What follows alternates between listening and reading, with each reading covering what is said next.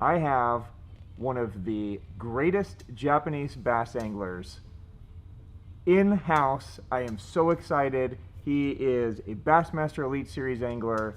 He is a guide on Lake Biwa. He is a Deps lure designer and one of the nicest bass fishermen ever. I have with me Kenta Kimura. Kenta, welcome. Hey, what's up? He has flown in all the way from Osaka to dive in. I think he came from Osaka. Did you come from Osaka? Yep. Originally grew up in Kyoto, but I'm moving into Osaka, so around that area. Awesome. So I grew up in the Lake Biwa since I was a kid, and that's where I'm always fishing. That's awesome, man. Well, he has come to our store to talk to us about Deps products, to deep dive. We're going to pick his brain. We're going to make you guys a better fisherman. So really excited for you guys to get to hear his knowledge. Are you ready to do this? Yeah. All right, well, let's go. I hope you guys are ready. It's going to be an amazing episode. Let's do it. Welcome to the Hookup Tackle. The Hookup Tackle is the world's largest showcase of megabass products, featuring baits and colors not found at any other dealer. The Hookup also offers a wide display of OSP, Evergreen, Deps, Lucky Craft, Jackal, and many more. The Hookup Tackle is owned and operated by family, is staffed by guides and verified tackle nerds who love helping anglers elevate their craft. If you're in the Phoenix area, we'd love to have you stop by our showroom and check out the wonderful world of megabass and the Hookup for yourself. If you shop online, there are almost 10,000 SKUs of megabass products alone, with hundreds of other companies and new products being added daily. So next time you're looking for that hard to find bait, that color your fish have never seen before, or maybe you just want to elevate your game, look at thehookuptackle.com. All right, welcome back, my friends. I'm Ben Kohler with the Hookup Tackle. I am here with my buddy Kenta Kimura. Please follow him on Instagram. If you guys don't know him, we're being filmed by Jeffrey the King. We are the Hookup Tackle USA. So, quick little, I don't know, it probably won't embarrass him because he's a stud and he's earned everything. But if you guys don't know Kenta, he is responsible for many of the Deps products. Right. You're a lure designer, very genius mind. You've been guiding on Lake Biwa for almost your whole life, right? Oh yeah, pretty much, yes. He's one of the most popular guides on Lake Biwa. He has clients catch monsters all the time. You had, what was the biggest fish last year for your clients? 18. 18 pounds, Yeah. right? That's one fish. That's a client, Yep. right? We are going to pick his brain on catching big fish, on some of the trends happening in Japan. But he's not just a Japanese angler. He's been fishing the Bassmaster Opens for a decade, maybe? Probably now? like 7 years or something like that. Okay, Yep. and this year he's taken on the Bassmaster Elite Series. Yep. So, dude, that's so dope, man. Oh yeah, I'm excited about it. Yeah, you're going to kick ass, dude. We're excited to watch you. Yeah, so, I'm gonna try it. Yeah, so thank you very much Oh, me too. for Yeah. coming here.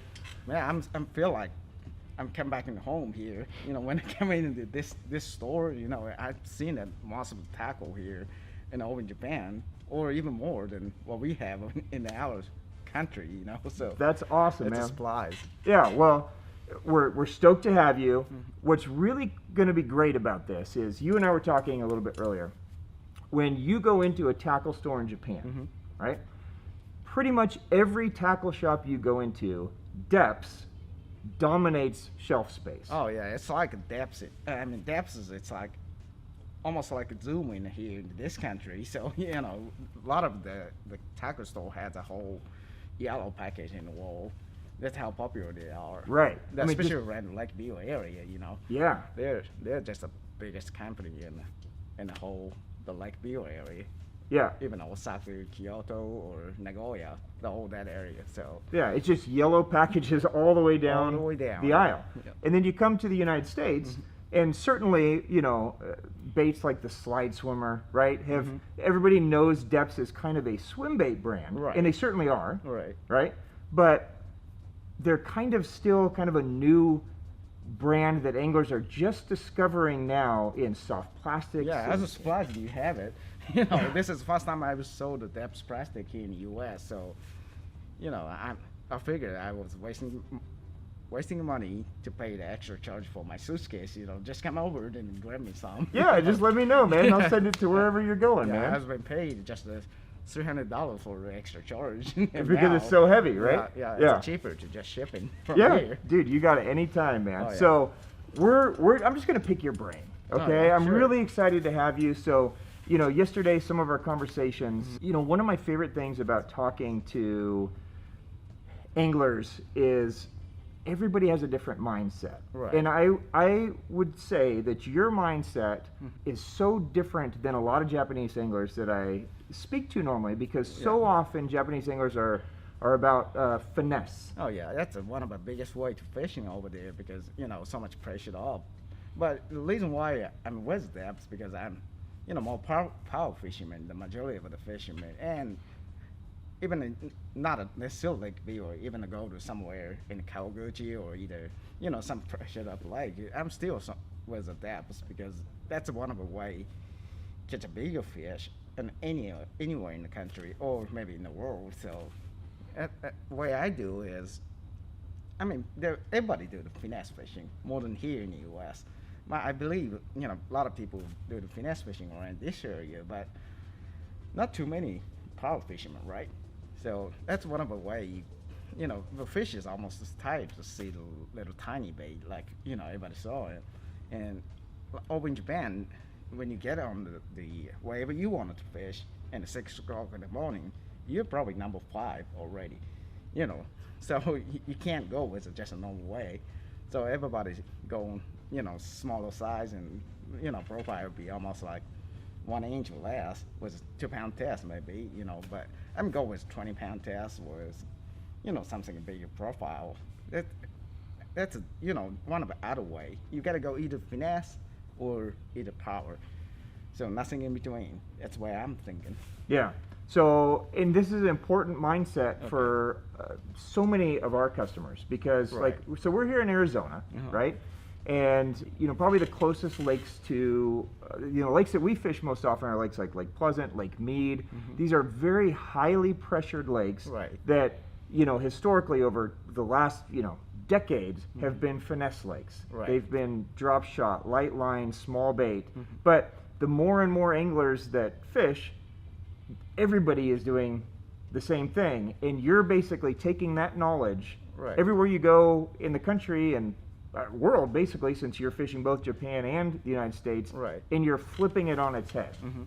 So, you know, you got to think why we still have the bigger bait like it is, the depth is, you know, because we are still catching fish and with bigger profile with that much pressure. You know, we probably have more, probably 5 times more population in each lake, you know, anywhere you go in the country. But still, the bigger fish eating the bigger bait. So that's kind of proved with the Deps brand. You know, the old profiles are bigger. Even, you know, I don't use 4-inch very often. You know, go with something bigger model, what they have. So I want to give a little bit of idea if you know, fishing in some pressured up lake and, you know, can get the bigger fish bite. That always my mindset is, if you see a bunch of people on the water, that means there's enough fish to prey with, right? And there's a bigger fish too, not necessarily 2-pounder or 3-pounder. It could be probably 6 plus or 7 or maybe 10. You know, who knows? You know, so we're always trying to catch the biggest fish, you know, of the lake. So I think Deps knows how. You know, that's why I'm with it. Okay. Well, let's. I want to pick your brain on some of the baits that you've been instrumental in building. Okay, and then we'll talk about some of these bigger baits, especially in the soft plastics. I want to pick your brain on how you're fishing them, but let's start with hard baits. Okay. So I know. So you have been instrumental in the Evoke lineup, right? So if you guys aren't familiar with the Evoke lineup, the Evoke is a would you consider it a square bill? Yeah, it's a square bill, basically. Okay. So it's a square bill crankbait, and there's also a Shad version. Yeah, and I'm working on a top order too. So the Evoke is pretty much all my series. I designed it. So I started with 1.2. It's been almost like 10 years ago. But this is one of my favorite way, you know, square bill fishing since I was a kid. You know, I hand carved it since I was like 15 years old, you know. So this is the one the reason why I designed it, because I was wanted to beat the Buster square bill. You know, it's still good. That Buster square bill is still one of my favorite way. But what's bad about, you like it, this, you know, one of the square bill of the box and been favorite for a year and a year, but you hit the rock wall or, you know, bulldog or either rock or whatever, it's gonna crack, right? And you know, you can't replace it very often. Right. You know, you might have to buy the 10 of them to find the right one. Well, and I think, can we talk about that really quick? I don't want to Sure. interrupt you, but a lot of guys aren't super familiar with balsa. Well, some of the old school guys are going to be. Oh, yeah. But that's you know, going back to when we were all throwing balsa. Right. You would literally have to buy 10 crankbaits. Right. To and run them and see, and every one moves slightly different, so there's no Right. consistency to it. Right, right. That's why, you know, I figured, you know, I want to try something with the plastics, you know, and I think I did it with Evoke, you know. Yeah. Well, I mean, you've proven you're having tons of success with it, and anglers Right. all around the world are catching them. So explain the thought process with Evoke and what makes Evoke special. Okay, this is just the plastic square bill way the look is, but when I built this crankbait, I figured the most important part of the design, the crankbait, was the injection mold. You gotta have the more air than what the other have. So you can see through this color right here. You see the more air, the majority of the crankbait, right? And try to remove the plastic on the inside and make it as thin as I can. And the reason why I make it more air, everything else in the air will sink. The heavier the water, right? So it's gonna, you know, sink no matter what. But the air is the only one pushes it up to the surface. So that's why, you know, if I got enough air on the inside, it will anchors pretty good. You know, the weight, I got the laid special weight on the bottom side. What the purpose is, I didn't want it to be roundable because it makes a little, the weight's higher set was a round shape. So I just made it real raw as I could, and also that more air room on the inside. So that's why it anchors in the water. Okay. And what it does, it stands up quicker. You can have more the angle on your bill. That's why, you know, he was throwing it. Okay, Evoke 1.2 was the same. All right, different crankbait was just like the same a normal profile. 1.5 Yeah, or type whatever. crankbait, right? Yeah. Yep. Yeah, it's gonna be a huge difference in the way they feel because it's much heavier when you're cranking. So it's a heavier in the vibration. Yeah. Okay. That means it catches more water than majority of crankbait, right? Yep. So you get that much pressure on the bill, you don't have enough anchor on the body. It don't run right. Sometimes, you know, you just roll around and something like that, but the Evoke has enough anchor on the body. That's why you can go either a little bit more angle. I tried it several different ways, and this is the way I liked it. But, you know, I just kind of removed anything I don't need it to design a bait. Right. So, yeah. And so that air in the bait is going to give it that buoyancy similar to a balsa bait. Right. But right. this is going to give you the consistency, so each crankbait is going to act the same. Yeah, you crack it and hit on the pop or whatever, and you crack it. You can replace it anytime. Okay. At the store, so that's why I tried it with 1.2. And this is one of the key bait I made it the Elite last year. Still using since, 10, 15 years ago. So. Right. Now this guy, just to reiterate what you just said, this is going to run at a little more of an angle, nose down versus just kind of a straight horizontal. Actually, right? it's almost floating flat. Okay. But it catches more water. I but see. it don't goes down too much because it's still got a buoyancy on the backside. Yep. That's why it looks like sway back a little bit, right? Yep.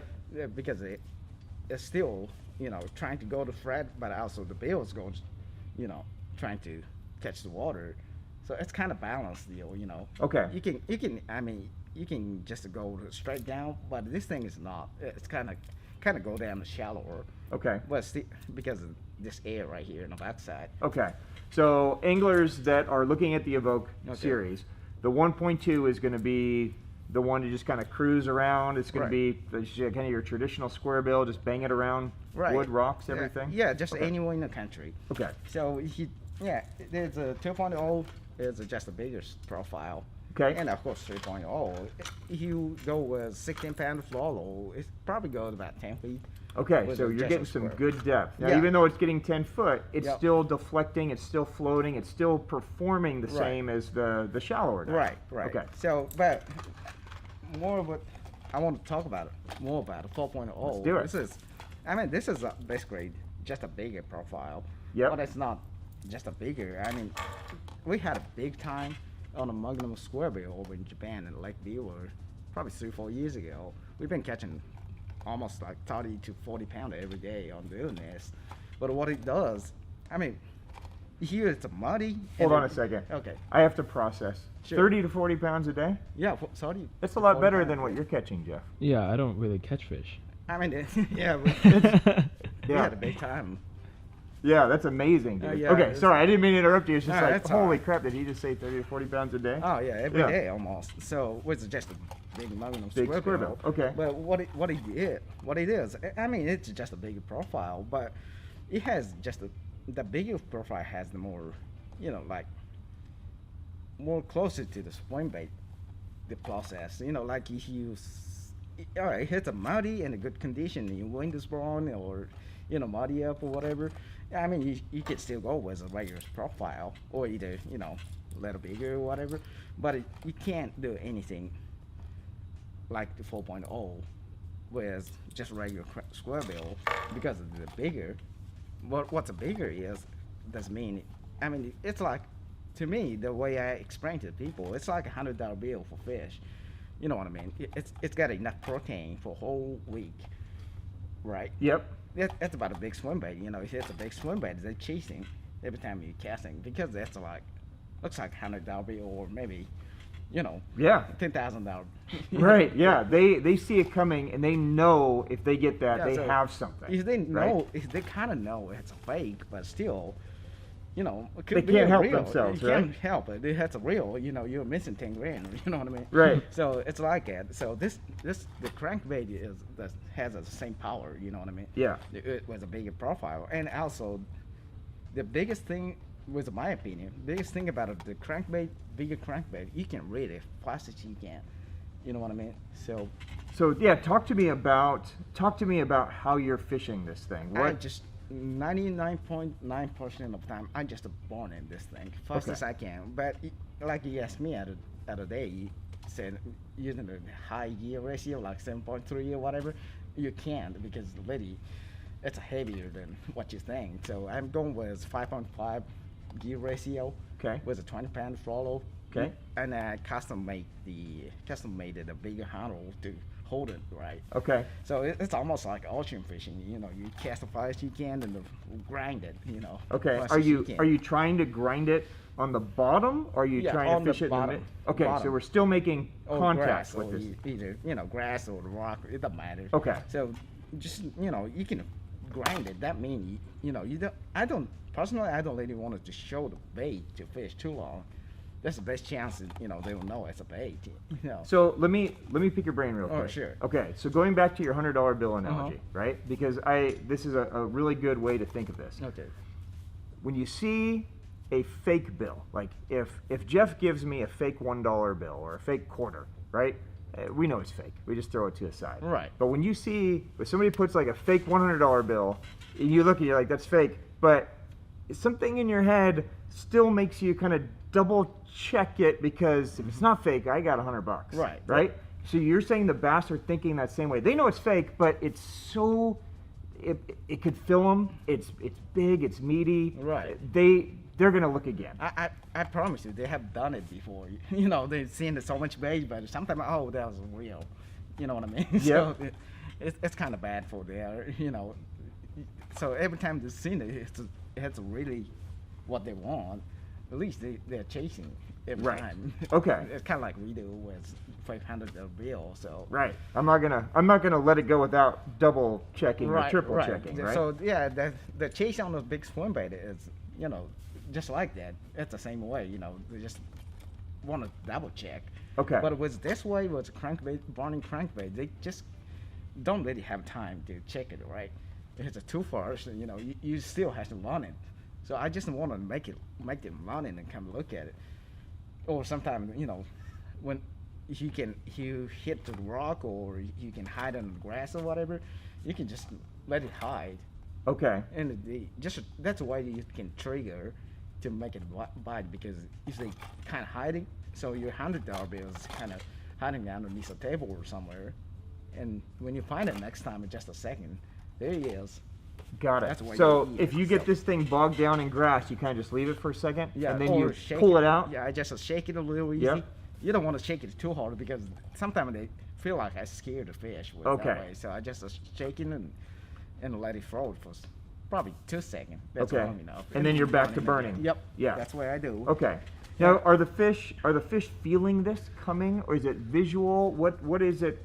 A lot of time I using the 4.0 was just a clear water. Okay. So with a regular crankbait, you gotta be a little bit color on the water, but with the bigger profile, you don't have to. So I think they're visible side more than, you know, the sound or anything else. They just see this thing Okay. with a faster, you know. Okay. So in clear water, how are you choosing colors? Are you just mixing like shad? If they're eating shad, you're going with shad. If they're Yeah. eating bluegill, you're going with bluegill. Or what's your If they- mindset with color? If they're eating shad, I definitely want to go with white. Okay. And if they're eating bluegill, is the color I've been using. Okay. This is a scum perch and also real bluegill. Okay. So if you were on the bluegill pattern, I let it float longer than what I do with at a time. Like I said, 2 seconds most of the time to stop it. But if with a bluegill pattern, I'm going with sometimes almost to the surface.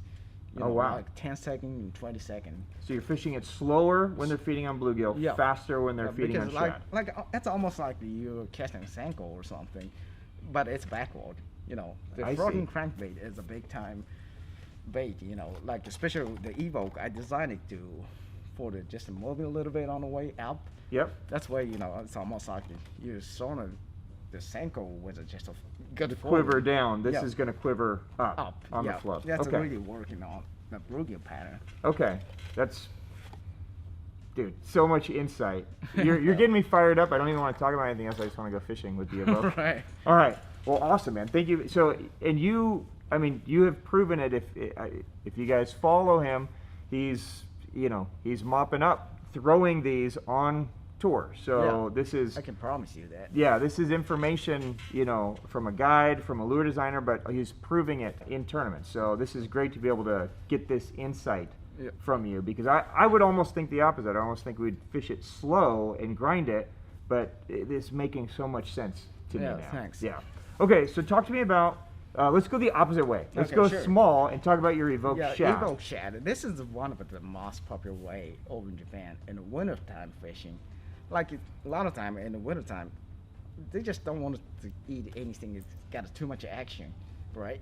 But in a lot of them shad profile bait, you got to go with the spinning rod, right? But I still wanted to stay with at least 14-pound test fluoro with a bait caster. Wow. So this is a little different concept than 1.2. This has got more the plastic and the land bolt, right? Yep. Let's go to the opposite way, but you don't really have to have the anchor to design the shad profile because that's a tighter action anyway. So I added the magnet weight moving system. Yep. It's a heavier majority of the weight moving system.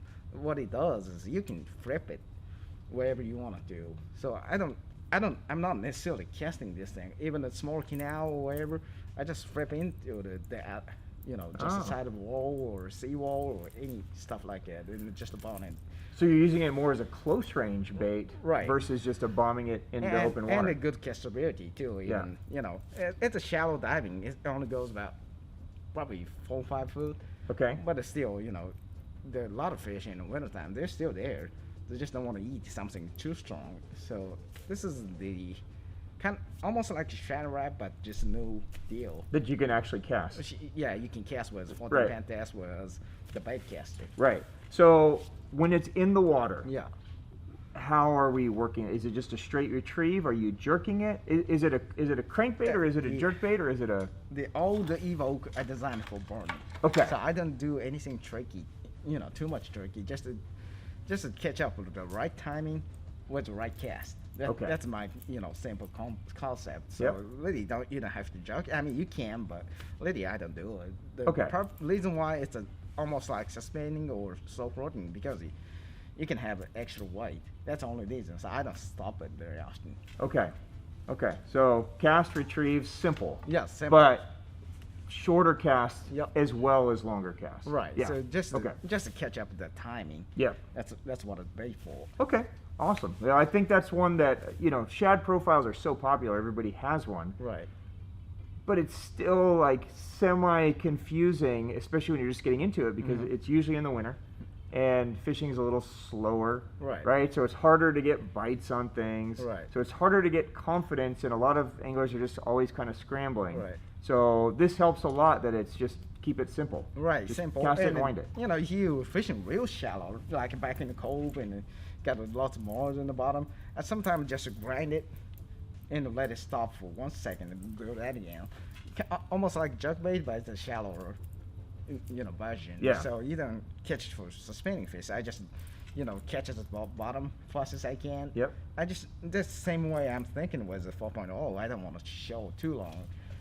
That's my mindset for the high pressure lakes. Like over Japan. They know what kind of bait it is. Okay. Honestly, yeah. I have seen everything in the store. In every lake. So totally. I just don't want it to show too long. Just let it show and let it hide it. I mean, let them chase it first. Yeah. And he's got some cover to hiding. Just let it hiding. Just show it just 1 second and do that again. Yeah. So. Well, I think it's very insightful, man, that like a lot of times when we see a little bait like the Evoke Shad, our minds think, okay, small bait, small line. Right? Whereas now you've basically thrown that out and you've said, no, just still power fish it. Just go with a small bait. Right, power fish exactly. It. Okay, awesome, man. Let's go to topwater. So you have been instrumental, and we've got a couple other designs here for Deps. So frog fishing is, probably everybody's favorite way to catch them. Right.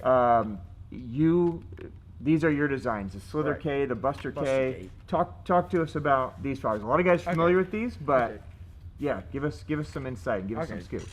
Well, I started the design with Slither K first. It's been like probably 10 years ago, I believe.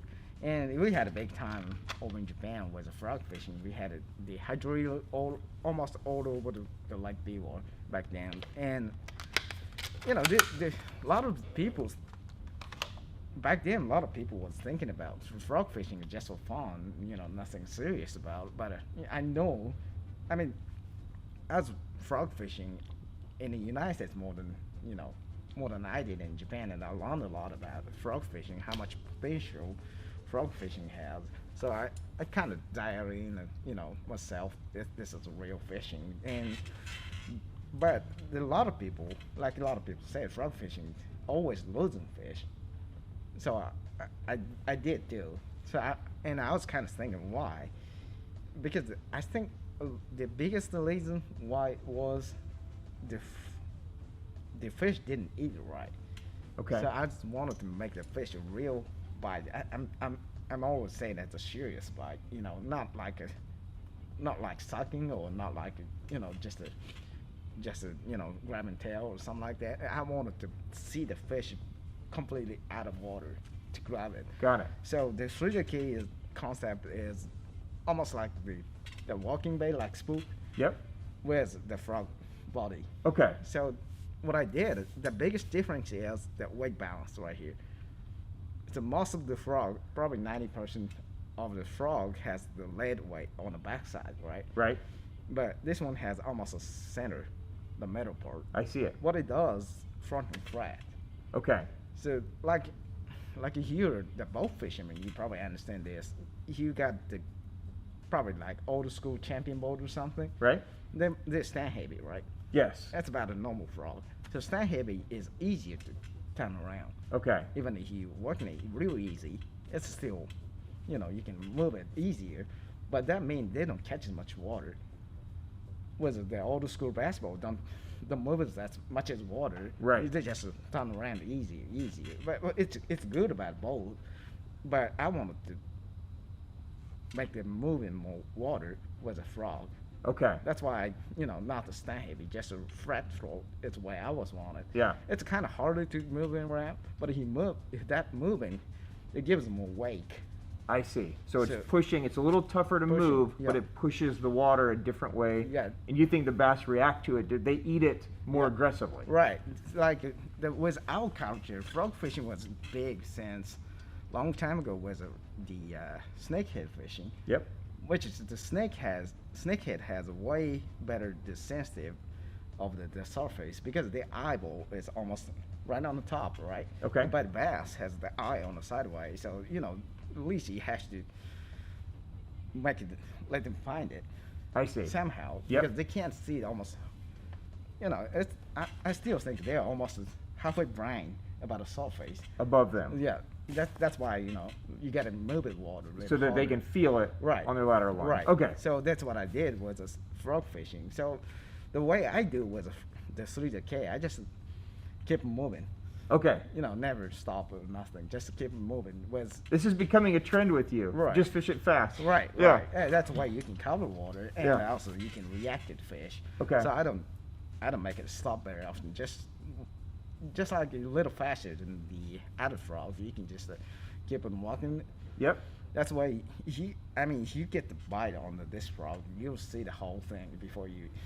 So it's a more aggressive strike. Oh yeah. And so because it's more aggressive, they're getting it back in their mouth more, or what is that doing for your hookup percentage?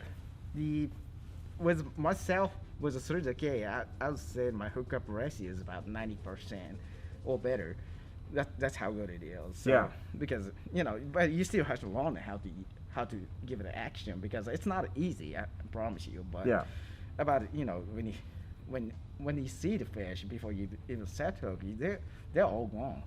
Right. So you miss that fish. That's your own fault. Well, right? talk to me about the hook set then. Teach us what to do. Just do the hardest you can. Okay. And don't ever use anything else than braided line. Okay. That's my opinion. Are you throwing like 60, 70 pound braid or what? Yeah, 65. 65 braid. Okay. Majority of the time. And if you got the little smaller profile reel, like shallow spool or something, you're probably gonna have to go with probably 50. But 50 is the smallest you can use it because there's no reason to go with the smaller diameter, right? Right. It's a frogging anyway, so right. It don't matter. You just go with 65. 65. And the other reason with a bait caster, I think you can cast a little longer with the smaller diameter, but with my experience, you can cast farther with the frog with 65. Interesting. Just a little depends what kind of line you're using, but to find the stiffest line you can find in the market because that makes it way easy to cast. Okay. If it's too soft, you have to give a little bit break on your reel. Interesting. To stay away from the backlash. Right. So you don't have to go the smaller diameter. Okay. It makes it lots harder to casting. Okay. And then when you're setting the hook, are you setting the hook sideways, straight up and down? Does it matter? Just or any angle you can give it 100% power. So, okay. Yeah, when I see the bite on the especially Slither K, don't really have to hook that much because they've got it. They pretty got good. it. Okay. Pretty good. But this newer Slither K has a smooth skull, so don't really have to hook that strong. But I still wanted to hook 100% because I don't want to lose the fish. You know what I mean? Yeah, totally. And there's no reason you're gonna break off or he's using the right kind of rod. You don't break a rod. Right. So just give 100%. Okay. Will you do me a favor? Will you hold that up towards the camera? Sure. I want people to be able to see. Put it way out there. I want them to see the belly weight. Why did you choose like the rabbit hair on the back instead of skirt? That's a big thing about this bait. What it is, if you get the weight on the middle part, you're gonna lose the catchability, right? Okay.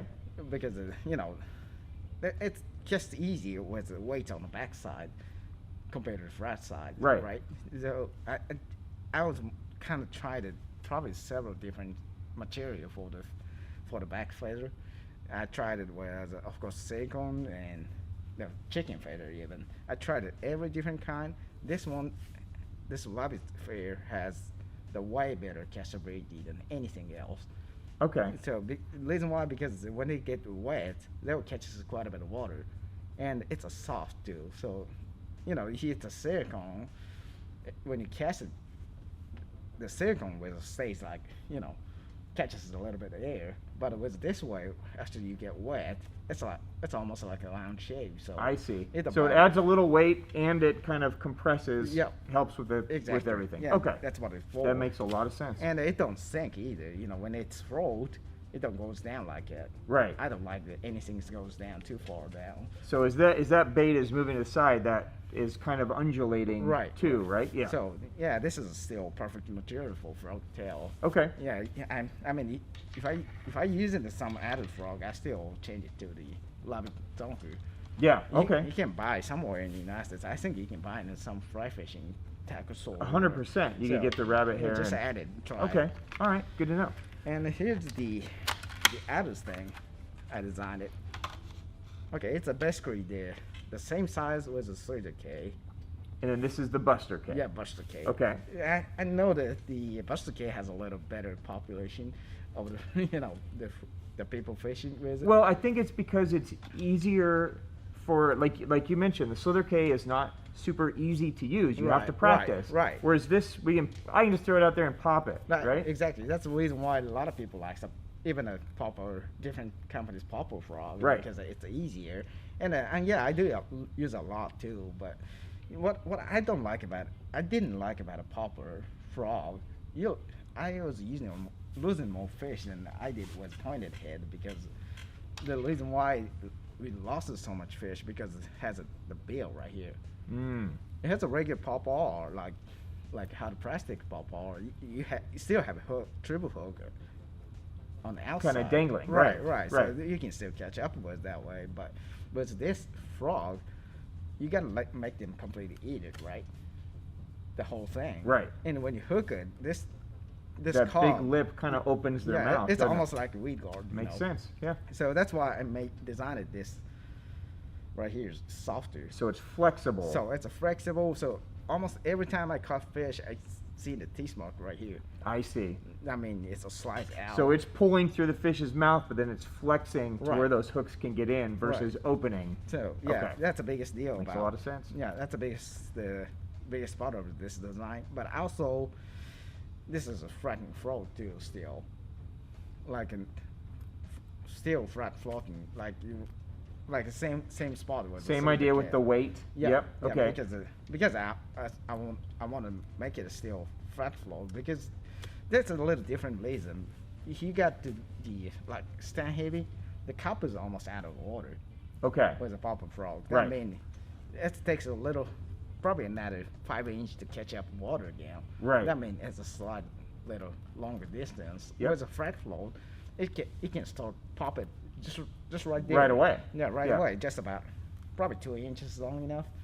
So that's why this flat float is absolutely the way I want to do. But there's a bad thing about flat float. You can't cast very good.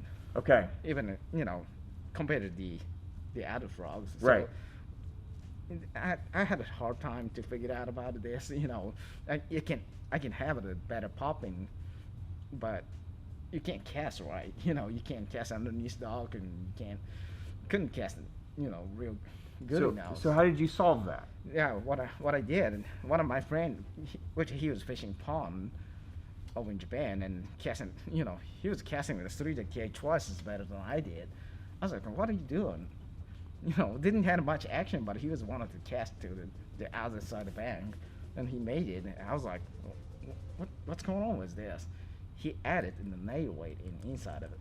Ah. That's So it. he just dropped it. Yeah, dropped it. Inserted it in. Yeah, it didn't action much, but but it's still casting longer. Okay. So I figured the nail weight was actually just moving in the inside. You can hear the ladle. Right. So I figured that's a weight moving system. Interesting. So I added the stainless steel ball in the inside of it. You can hear when you shake it. Yep. That's the whole key about this bait. Okay, so it's got that weight transfer system. Yes, sir. To help you throw it. Yeah. Okay. And you can add it on any frog Sure. if you want to, but This one comes with it. yeah, but the reason why I kind of did design it like this, Mhm. right here, Yeah. because sometimes you just drop the weight inside. This weight ball gonna stack it on underneath Joe like it. I see. So I Yep. just just designed it for this weight mobbing. So that it doesn't get stuck and Right. it's free to shift. Right. So Okay.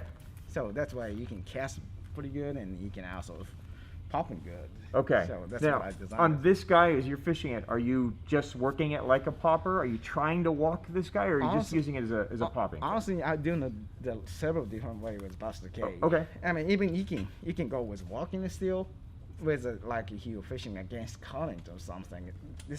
The pointed head slides too much.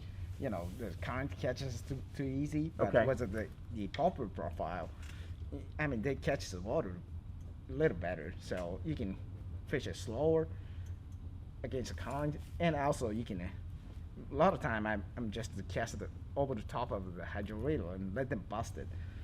Awesome. So okay. I'm not trying to get the bait off the edge of the hydro reel. I want to let them bust it completely.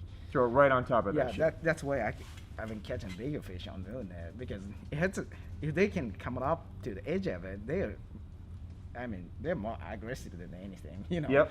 But a lot of the bigger fish don't want to do it. Okay. So they just, what I do is it takes more time to get the bite with the frog fishing, because they're more invisible than anything else with bass, because like I said earlier, they can't see the top water very good, right? And also if fish is underneath the cover, it's almost 100% invisible. So you have True. to take more time and let them know that something's coming. Yeah. Some like you or almost feel like 100% fish is there. I probably sometimes making 100 kills on the same mat until Crazy. I get it. Okay. Until Well, I get it exploded. This is one thing that I've been fascinated Yeah. watching you on YouTube. Right. So, like, Jeff and I are huge fans of your Kimkin style videos that Okay. you put out there, right? And if you guys aren't seeing them, you got to check it out. But you will make that fish bite. Like sometimes when you see a fish, I just sometimes in my mind I move so fast and I throw a couple things and he ain't gonna eat and I move on. Right. But like you make that fucker bite. Right. Like you find a way to do it. Yeah, like especially frog fishing. Like I said, it's a more finesse fishing than anything else to me, because it doesn't have. They can see it, right? They can see a 2-inch worm if they're in front of the face, but they're just almost like under top of your house roof, Right. So it's like a cat, If something's walking around, a squirrel or something, you know. Right. And you kind of started frustrated about, something's here. And, Yep. To fish, that's the same way. So you gotta take your time until they really get this started. So Okay. like you've seen it, bluegills pop out. Just don't ever go to any spot. Just stay there, because if bluegills pop it out off the hydrolila, they're there. The bass are 100%. there. 100%. So just pick it And- apart, fish it very slow. Yep. And they hit the same, or even you can see the trail if you saw a frog, right? Just to do the right exact same spot and then making that spot real hot. So It's interesting. So you're almost calling them to the spot. right. Versus trying to cast all over and figure out where they are. Right. You've picked your angle. Mhm. You're gonna live on that angle. Yeah. And just keep throwing that same angle so that those bass under there are going, okay, it's over Yeah. there somewhere. Yeah, sometimes not only one fish, I have experience, but like Beaver, I caught probably that mat was just about 20 feet wide, but I've been caught probably 20 fish off of the same mat, Crazy. because never saw anything else. Because when you flip into it, I mean every fish would know something else is coming. So if you're lucky, you probably be able to catch one with a fast shot. But second shot, it's never gonna happen. But with a frog, you don't never miss that spot, because nobody can see it Right. until they coming up and busting the grass. So really, I think the frog is the safest way to approach it wherever you're fishing to. So I know how that feel. You're frustrated, don't get by. You want to flip in something else. Right. But I wouldn't, because I know the bigger one come. They're gonna find it. Yeah, They're gonna it. find this And frog. with the flipping, you really can't pick the size. You know, like you probably catching 10-pounder one time, but probably going to catch 2-pounder next. Right? Okay. Yep. So whatever, you know, you reacted, they'll eat it. But with the frog fishing, was my experience, the bigger ones coming up first. Interesting. Almost 90% of the time. So, you know, I'm just talking about hydrolater fishing, but Right. here, the river fishing, the frog is still catches a bigger fish. Everybody know that. Right. So I really think this is the most finesse way for myself to fish with. Which is crazy because most people think of frog fishing as such a power Power game, fishing, yeah. and Right, this is right. your finesse. But can we apply the same? So out here Yeah. in Arizona, right? We don't have hydrilla, Right. right? We don't have lily pads, Right. So we have open water, maybe some wood, maybe some toolies, Right. That we're kind of skipping things back. Mhm. Does the same concept apply to making the same cast, or because it's more open, are they Just finding it faster? You think? Really depends what they're eating. Like Okay. if they're eating bluegill, yeah, you're probably gonna take your time. But even if frog fishing, you can go with faster and cover lots of water too. So it really depends what the conditions are. But like if anything worse, showing you know, frog like you said, underneath the tree or red trap could be, you know, anything like that. I mean, the frog fishing is the most finesse way for myself. So, yeah, I don't think you have to take that long time against the open water. I was talking about the muscly, On the mat. heavy cover yeah, and the heavy mats. cover, Yeah, okay. Or trash or scum. Or Well, it's anything. genius because I would have never. My mind. I mean, I've fished the California Delta so many times. I know you fished it several times, Right, and right. every time I've been on a frog bite, I just try to cover so many mats. I go so fast, Right. but I never thought that I was just letting them know I was there. Yeah. And then I moved.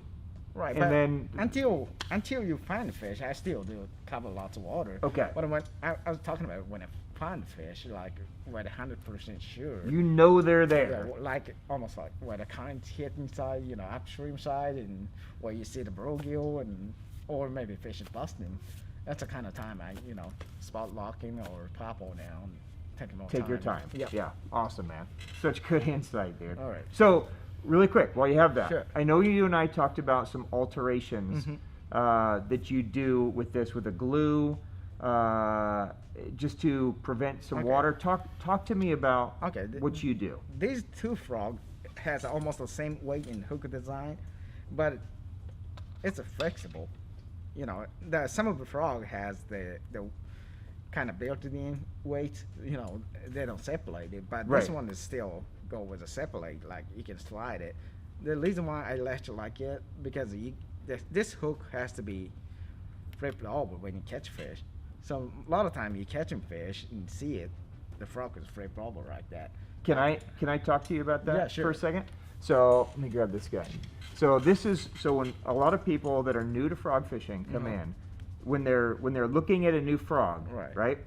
They go like this and they're like, okay, yeah, I guess there's enough bite from that hook to catch them. But Right. that's not it's what's not catching hook them. like It's that rotation. Yeah, rotation. Kind of like you're using plastic.